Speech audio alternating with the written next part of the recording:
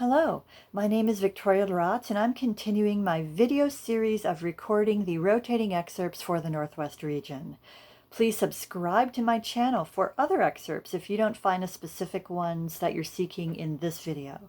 If you are a band director or student and you'd like to send me a request for additional excerpts, feel free to send me a message. I'll put my email address in the description part of this video, along with a link to this music as soon as it becomes available. And this is the music we're dealing with today, and we'll begin with that chromatic scale. So the first thing we'll do is review our octave key categories. A really good way to do this is to create your own octave key chart, and here's mine for inspiration.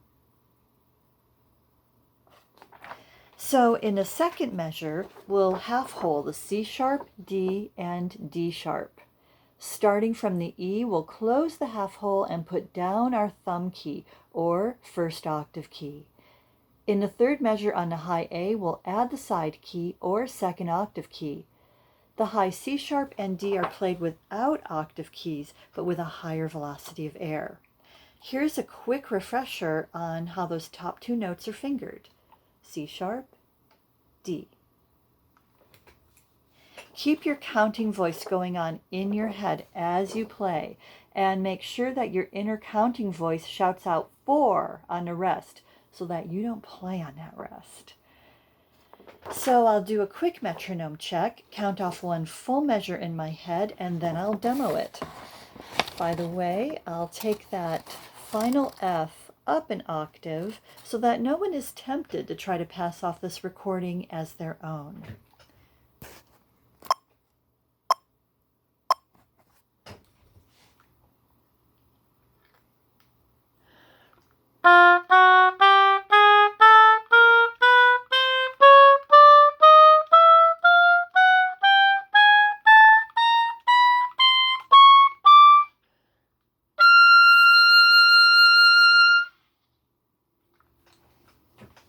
All right, for the Etude Espacievo, the first thing we'll do is scan through it to see if there is anything that we need to mark in, especially certain oboistic fingering, such as a forked or left F, if your oboe has that key, or a left E flat, for example. We don't count this pickup note, this F, as a full measure, by the way. The first full measure starts here. So in a third full measure, we'll need to play the low E flat with our left pinky, since we'll be approaching it from the low C. I wouldn't typically write that in my music, since it would be common sense to use that left E flat, but I've written it in anyway just for this video. Same with the Fs in the fourth measure. The first one is approached from a low C, so it only makes sense that that F would be forked or left. Since the quarter note F on beat 3 leads to a D flat in the next measure, that would also be forked or left, whichever option you already used in that measure. So I've placed a bracket over that measure to indicate that we keep that fingering the same. The E flat in measure 9 should definitely be marked as a left, as we don't want to slide going to that D flat. One of the main goals of this etude is to bring out the different articulations. So I'm going to make a point to stretch the notes marked with tenutos, the dashes that indicate length, and to bounce the staccato notes. Those are the notes that have the dots over them to indicate that they are played in a short and bouncy style. No matter how short you are playing your notes, don't end them with your tongue, by the way. We don't want to hear dot, dot. Aim for da, da. So that way your tongue isn't working twice as hard, and it just doesn't sound good to be so pecky. In most styles of music, I like to leave a space between the dotted eighth notes and the 16ths. That way the 16th note acts as kind of a pickup to the next beat. Be sure that that rhythmic figure can fit into only one beat, however. In fact, let's count and clap the first phrase with our metronome. Let's move it to 96. All right.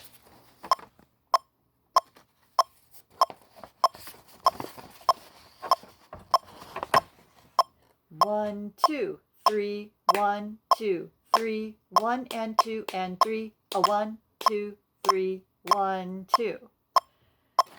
Okay.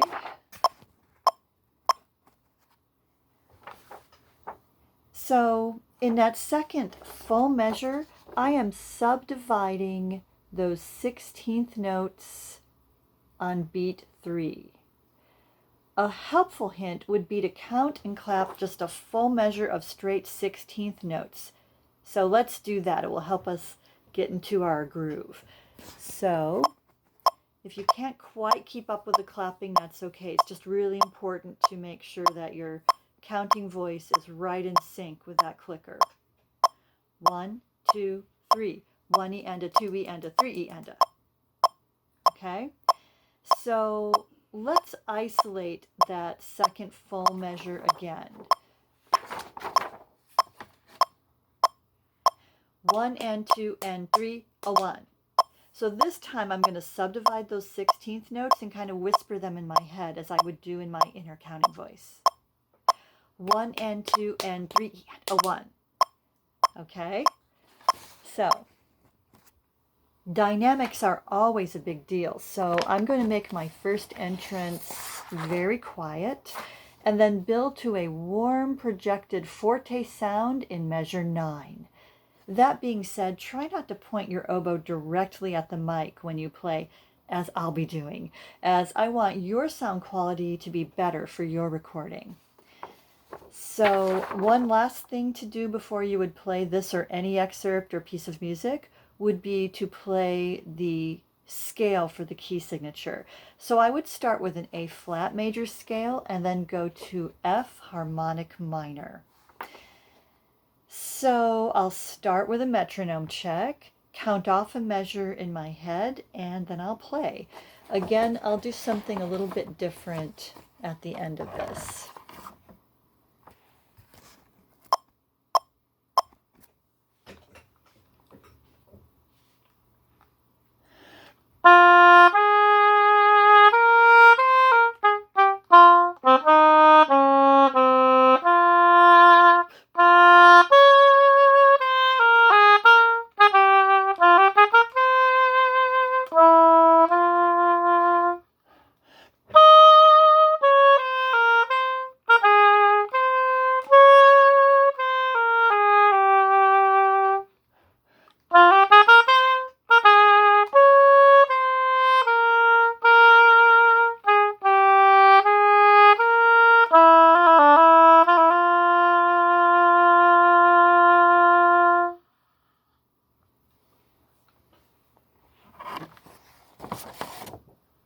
For the technical etude, we'll start as we always do, by studying the music and having our pencil ready.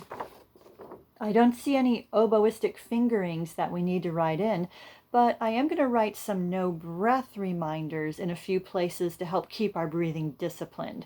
And those are those dashed lines over those measures where I have quarter notes, where most would be inclined to take a breath after those quarter notes. Speaking of breathing, it's always very important for oboists to exhale. So make sure to take advantage of all the rests that we have so that we can do those important exhales. In fact, along those lines, be sure to breathe through your mouth and not your nose. This will keep your breathing softer and more discreet, and also give your embouchure muscles a chance for a much needed and appreciated break, even if it's just for an instant. Exaggerate your dynamics as much as possible, and be sure to bring out that surprise forte in the last measure after the decrescendo. Then play a C major scale, and I might do it light and tongued just to kind of keep in the spirit of this etude.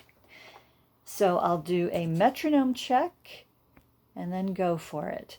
If 120 is too fast for you, then please take it a little bit slower. It is much better to take something a bit slower for accuracy rather than struggle through it and sound sloppy. So I'll do something with that last measure the last time through as well.